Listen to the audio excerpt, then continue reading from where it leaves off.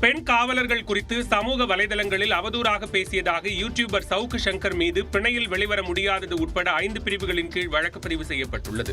அண்மையில் YouTube channel ஒன்றுக்கு பேட்டியளித்த சவுக்கு சங்கர் காவல்துறை அதிகாரிகள் மற்றும் பெண் காவலர்கள் குறித்து கருத்து தெரிவித்தார். இது தொடர்பாக கோவை மாநகர சைபர் கிரைம் போலீசார் வழக்கு பதிவு செய்து விசாரணை மேற்கொண்டனர். இந்நிலையில் தேனியில் தங்கியிருந்த சவுக்கு சங்கரை கோவை மாநகர சைபர் கிரைம் போலீசார் கைது செய்தனர். இதனிடையே சவுக்கு சங்கரை அழைத்துச் சென்ற போலீஸ் வாகனம் விபத்திற்குள்ளானது. இதில் லேசான காயமடைந்த சவுக்கு சங்கர் மற்றும் காவலர்கள் முதலுதவி சிகிச்சை பெற்ற பின்னர் கோவைக்கு சென்றனர். இந்நிலையில் சவுக்கு சங்கர் மீது பிணையில் வர முடியாத குற்றமான பெண்களுக்கு எதிரான வன்கொடுமை, பொது இடத்தில் ஆபாசமாக பேசுவது, பெண்ணின் மாண்பை குலைக்கும் வகையில் நடந்து கொள்வது, அரசு ஊழியரை பணி செய்ய விடாமல் தடுத்தது, தகவல் தொழில்நுட்பத்தை தவறாக பயன்படுத்தியது உள்ளிட்ட 5 பிரிவுகளின் கீழ் வழக்கு பதிவு செய்யப்பட்டுள்ளது.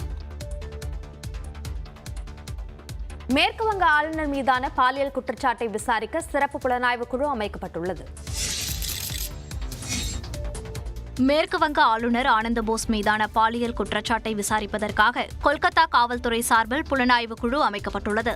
மேற்கு வங்க ஆளுநர் சி.வி. ஆனந்த போஸ் கொல்கத்தாவில் உள்ள ராஜ்பவனில் பணியாற்றும் ஒப்பந்த பெண் பணியாளர் ஒருவருக்கு பாலியல் தொந்தரவு கொடுத்ததாக புகார் எழுந்தது.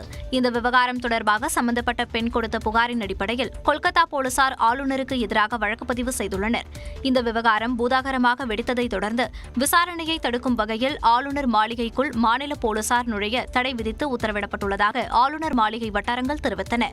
இந்த நிலையில் ஆளுநர் மீதான பாலியல் புகார் குறித்து விசாரணை நடத்துவதற்காக கொல்கத்தா காவல்துறை துணை ஆணையர் இந்திரா முகர்ஜி தலைமையில் 8 பேர் கொண்ட குழு அமைக்கப்பட்டுள்ளது.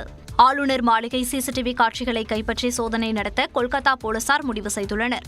ஆளுநர் ஆனந்த போஸுக்கு அரசியல் சாசன பாதுகாப்பு உள்ளதால் அவர் மீது வழக்கு தொடர போலீசார் சட்ட ஆலோசனை தேடியுள்ளனர்.